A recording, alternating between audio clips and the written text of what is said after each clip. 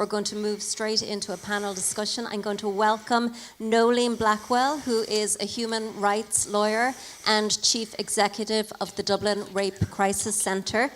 Come and take a seat there, Nolene. You're very welcome with us today.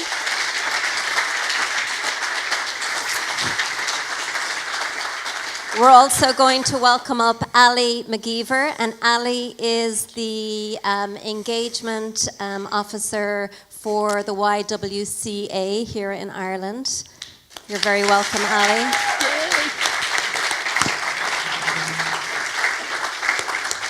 And then, of course, we're going to have Ruth staying with us. Now, this, I think, might be my most favourite part of today, and we only get a short amount of time we have till about 1 o'clock. So, Nolene, I might start off with you if you could just tell us a little bit about the role you play in the Dublin Rape Crisis Centre. Yes, so the Dublin Rape Crisis Centre is one of 16 rape crisis centres around Ireland, all of them based in their own geographic area. So it's no great credit to Dublin that it's the biggest by far, because we have the biggest population area. So all the rape crisis centres tend to have the same way of operating, which is to support people who've been harmed by sexual violence and to try and empower them to deal with the impact of what is such an assault on their physical person, on their dignity, and on their minds. So it's working, supporting those people and the people who support them. And then it is as well trying to build, and from that, to educate those who work with others. So for instance, we train people who work with homeless people, asylum seekers, various other groups of people who are dealing with victims of sexual violence that we never come across. And then we try and build what we know into an understanding of how to prevent sexual violence happening in the first place, and try to feed that out either through education or through policy work. So for instance, when Ruth was talking there about some of her findings out of that survey, that I want to take away with me now because it fits in neatly with other work we've done, and we will then try and build a better society as well. Okay, excellent. And then Ali, just to introduce yourself and the work that you do for the YWCA. Yeah, so I work with YWCA, and our mission is to empower young women in their leadership, Christian faith and human rights. My role is coordinating events that empower women to lead change on different social justice issues and have events that open up conversations about issues relevant to women's rights in the Christian community.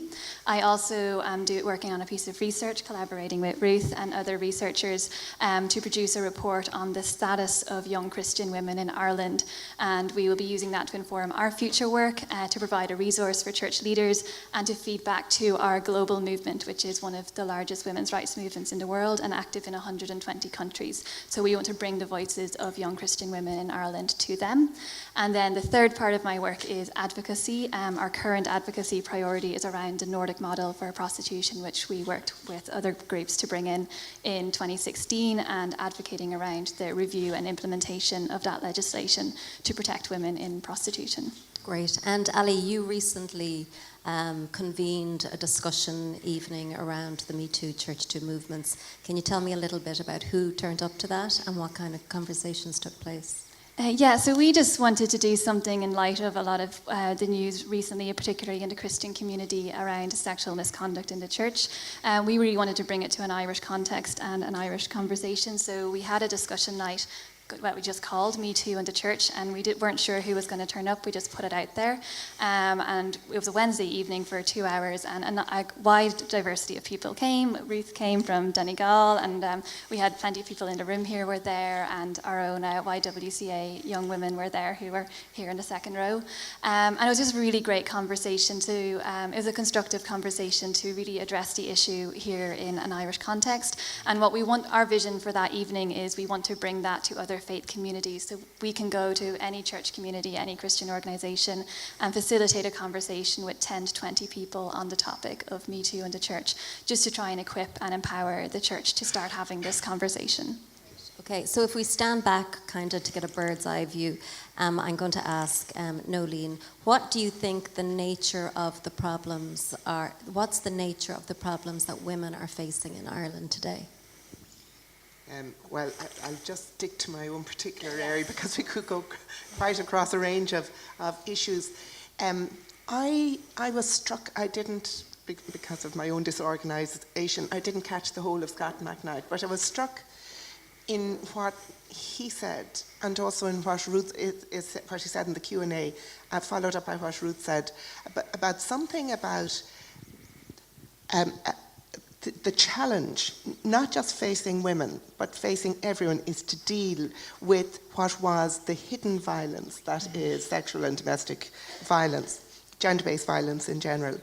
And the nature of the problem is actually maybe more exposed. I think it's not a new problem, but I think across a whole lot of ways, women have made progress and it has been accepted.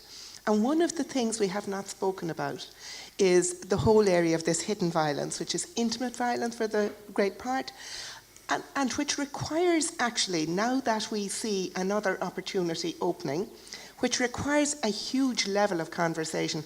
I don't fully understand the word liminality, as loads of people have told me as I've tried to explain. But to my mind, if you go back to the basis of what it's about, it's being on a threshold. This door has opened before and has closed firmly before we could get a proper grasp on it. It has opened again, and I think we're on the threshold of having those reasonable conversations that you were talking about, Ruth, and that the YWCA is starting to have, Ali, with your groups.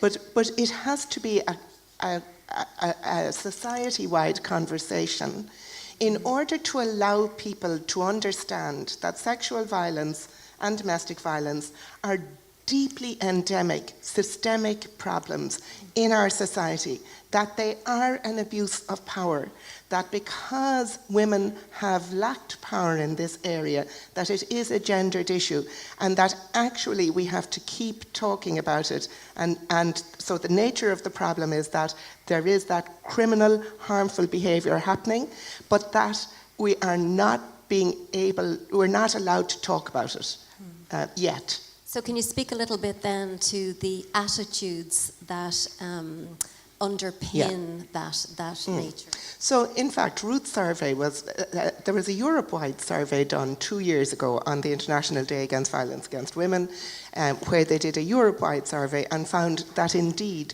women are blamed for the sexual harm that comes to them. So it is if women drink, this was very focused on women's behaviour because that's the day that's in it. If women drink, take drugs, go to a party, 21% of the 1,001 Irish people surveyed thought that they deserved whatever was coming to them. Then it went down along the way, but to the extent that 7% of the 1,000 people surveyed, which is 70 people in Ireland, thought that women were asking for rape if they were walking on the wrong road at the wrong time. So that's a very deeply entrenched set of myths that we have. I don't really understand rape culture either. All I'm saying is that we take it for granted that it is for a woman to protect herself from suffering sexual assault. Whereas in fact it has to be that conversation that of the man that got caught. What is it that needs to be done in order for men to understand that whether they mean to or not, they often do commit harm on women, sexual harm, and that they have to hugely adjust their behaviour. I actually think some of the things that are helping are things like the recognition of same-sex relationships as well, where it's not so clear as it was before that it's a man-woman thing, but just it's an abuse of power that is going to require really hard conversations because it's built in to our society, it's built in to our churches, our Christian churches, and they wives, obey your husbands. You are owned by your man will tell you what to do. They are attitudes that are deep, gut deep. Yes, and then so Ruth, to bring you back into the conversation here, you were saying in your survey that 77% would ascribe to egalitarian views of church, and yet we saw the pie charts here, which shocked me that a vast majority of men are in leadership and teaching, whereas the vast majority of women are in childcare and tea and coffee service. So why do you think that is? What is underpinning the reasons for that? It was interesting to look at some of the comments in the survey from men about this, often saying that women don't want to be in these roles, or that women are not gifted or prepared to be in them, that we need to put up with men in those roles until the women gain the necessary experience to step into those roles. I think also there is a sense that a lot of women don't even aspire to something like that. And it's important to say that the stereotypes are there for a reason, that some people fit the stereotype, and that's not wrong. Some people absolutely love children's ministry. Some people absolutely love hospitality. We've got to be careful in our conversations that we don't despise those sort of roles, that those are important too. But there are also many women who are gifted in leadership. There are many women who are incredibly gifted in speaking and in other areas, and they haven't been given the opportunity to step up. Okay, and why then, Ali, I'll direct this question to you. Why do you think that these conversations, the likes of what Nolene has been talking about as victims or survivors, are more willing and able to share their stories? Why do you think that hasn't been happening in churches in particular? I think there's a wide variety of barriers to it, and it's a complex problem. But one thing is, I think it speaks to our identity as Christians. We identify as people who ascribe to a certain moral code, and it takes a lot of integrity and a lot of maturity to be able to address a misconception about your identity, and to be able to address that Christians are survivors of abuse, and there are Christian abusers in Ireland, and they are attending church on a Sunday morning. And it takes an awful lot of maturity to be able to overcome a misconception about our identity, and that's the first step to progressing this issue. Okay, and how do you think we could go about that practically? That's a great question. I think there's a lot of different things you can do. The first thing is obviously to be sensitive about the subject matter and use appropriate content warnings as you're doing it. I think the Silence is Not Spiritual movement has kind of 3 points, which is acknowledge the problem, create a safe environment, and take care of survivors. So that's kind of the 3 steps, and there's a lot of different ways you can do that. But yeah, I think a lot of people don't know how to start the conversation, but a whole conversation is just asking people in your church, how do we start this conversation? Because it will be unique to your culture and your community. Great. Okay, so Nolene, I was very dismayed a few weeks ago when the Central Statistics Office released their statistics, and there was almost 17% rise in sexual offences in this country between 2016 and 2017, and pretty much the same, 17.8% increase in Northern Ireland. What do you attribute the rise to? Yeah, so this is the question to which I give the least satisfactory answer, because it's I don't know, because it could be a whole number of things, but there are 2 things in particular. It could be that there is an increase in sexual violence, and certainly in terms of people that contact us on the helpline, people who come into us for therapy, we are seeing that younger people are being harmed earlier, and that there seems to be sometimes greater harm being done. So it could be that. So a rise in violence, but it could also be a rise in reporting. It could be more people recognising that what happened was not consensual, and where it's not consensual, it's harmful and it's criminal, to go to the point that you made there. And I think that is definitely coming up. One of the kind of classic ways that people phone us, they'll phone and say something like, something happened, I don't know what happened, it wasn't rape, but something happened. And as they go through it, indeed it was rape, but nobody wants to say that word, or people are slower about recognising, because apart from anything else, it's a breach of trust normally. If you take it that most sexual violence happens between 2 people who know each other, and that sometimes it's the person you know best in the world, a parent, a sibling, a partner, a close friend, a work colleague. it's very hard to say that trust has been broken as well as the assault happened. But so I think that's probably happening. There is some rise in reporting and disclosing it. Having said that, there's still so many barriers. There's still so many times where somebody discloses it, and the first question is, how did you get yourself into that situation? So I think part of what we all have to do is settle ourselves and say, if somebody tells me that they're badly harmed, and that a crime may have been committed on them, that we go through the motions we would with any other crime of checking, are you all right? Are you safe? What can I do to help? Tell me about it. Are you all, who do you need to contact next? And that's actually quite a culture shift for all of us. This isn't a boy-girl thing, man, woman. That's for all of us. And I think, I wonder about the whole need to educate, especially younger people, around consent. Yeah. And is that something that the Dublin Rape Crisis Centre undertakes? And how do you do that? Yeah. It's absolutely essential.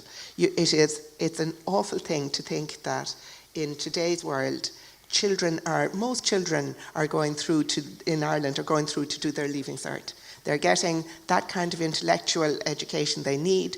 They're getting physical education, maybe not as much as they should, but that they're not getting the emotional education that they need in order to handle the world they live in today. A world where the world is in their hand when they take out their phone, and that they're not getting proper education.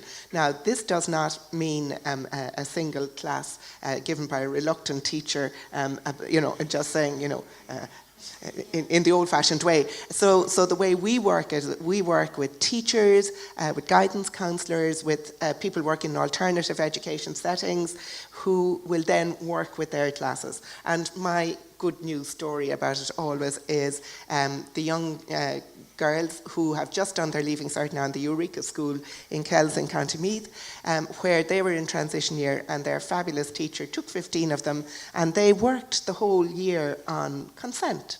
And they won little awards for it. They did a poster. I was bringing them up to Dublin every chance I could get because I loved them so much. I was told to leave them alone when they were doing their Leaving Cert, actually. but they were great. And they had this poster which was, it's the yes, not the dress, So like they had the whole thing sorted. But I often say the whole town of Kells in County Meath is safer for those 15 girls who are doing this smart program around consent. They had great fun doing it.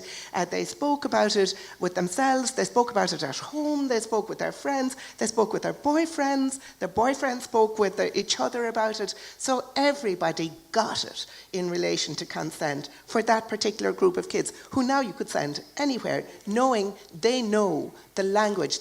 We got a free spot at Body and Soul this summer, and we asked people going through, mainly younger people therefore, what are the things you wish you had known sooner? And they were all around communication. I wish I had known that I should have been more careful. I wish I had known that I should have listened harder. I wish I had known how to stop that conversation going further. Men and women, young men and young women, all found they didn't have the language, the understanding, the concepts. Okay, parents can talk about it at home, but most teenagers actually do not want to discuss sex with their parents. This is simply not, just not one of the good spaces. So some of it has to be done, and it's really great when it can be.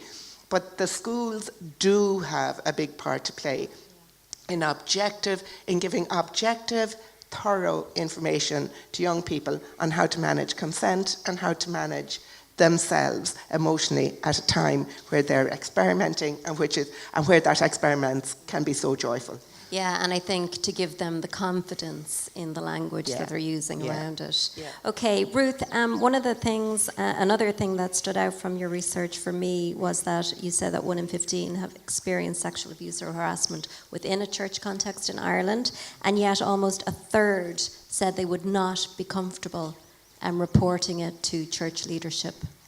So, why do you think that is, and what can we do in churches in Ireland to foster a more welcoming, listening, helpful response?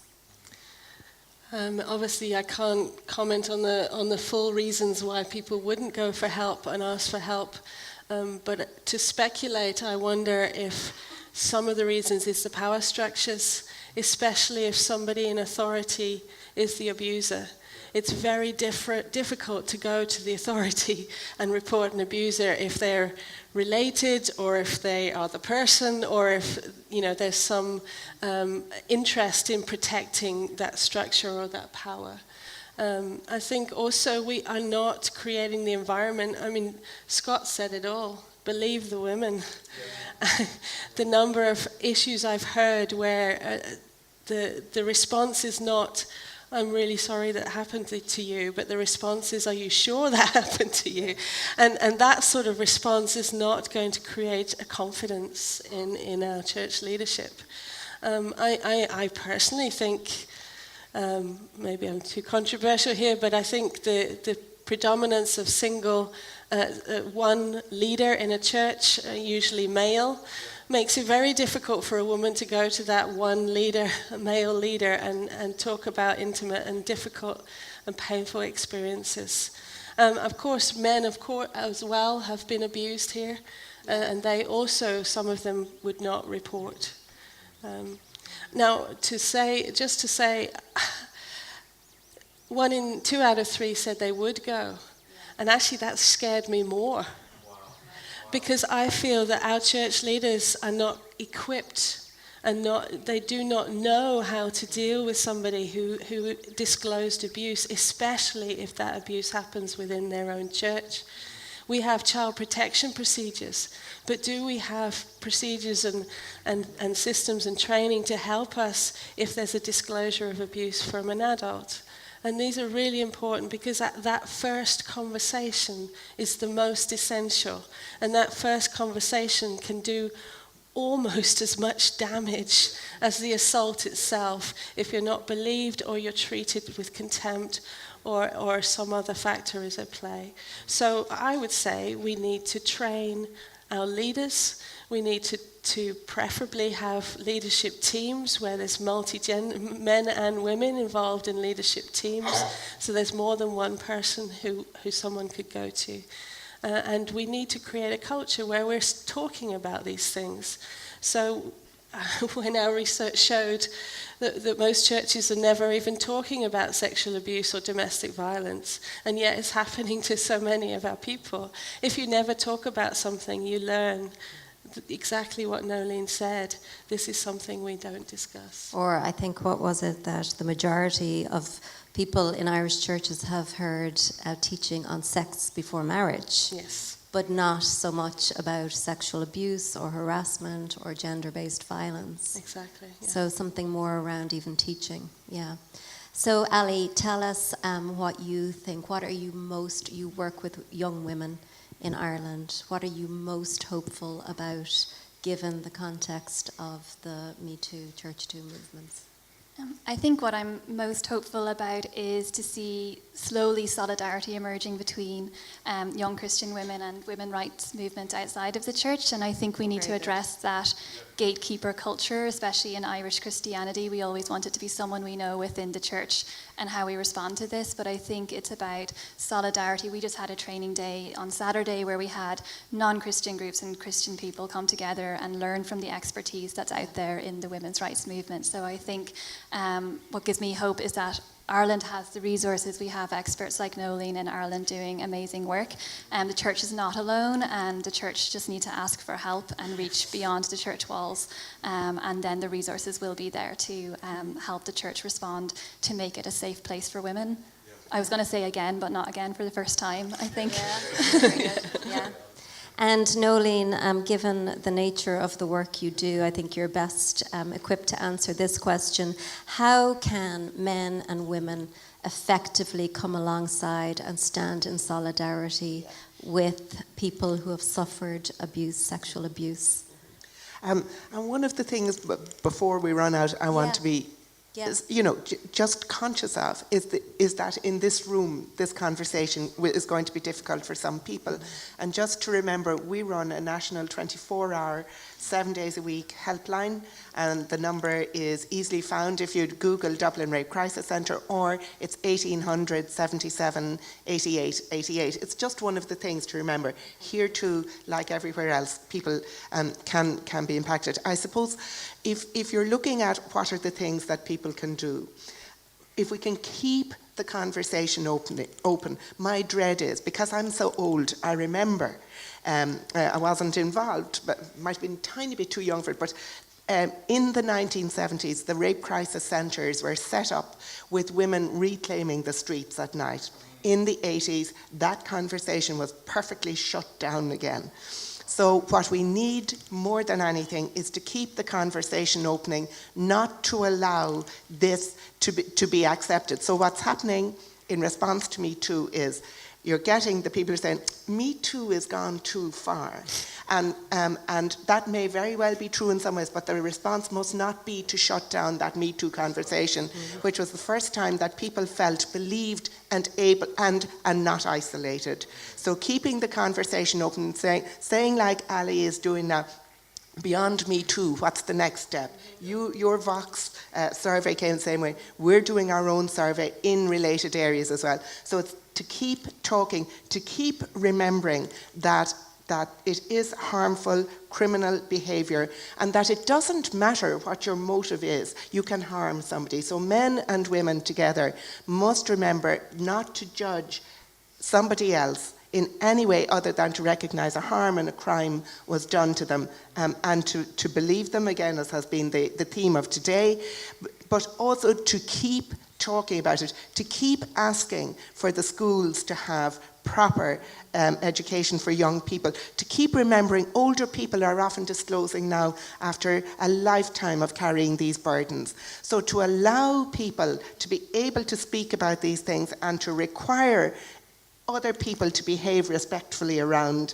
in the areas. These are the things I think we can do. Keep it in our mind until we have addressed the problem satisfactorily. Okay, so I'm going to address the last question to you, Nolene, and you can end us with the thing that you're most hopeful about. It's the talking. It's the talking. It preceded the Belfast rape trial.